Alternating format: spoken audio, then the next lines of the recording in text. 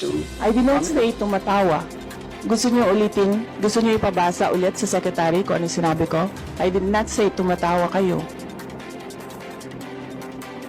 Number 2, I did not say attack by the committee. Number 3, I did not say collective action. Sa kanya nang galing yun. I did not say conspiracy theory. Sa kanya nang galing yun. Pabasa niyo ulit kung ano sinabi ko. And so, Madam Vice President, because those words were uttered Madam Chair. by Madam Chair, I just...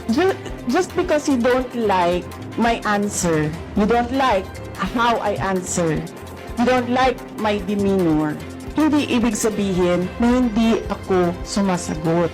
Yes, Madam Vice President. Clarification is understandable if you want to be clarified of the words I uttered.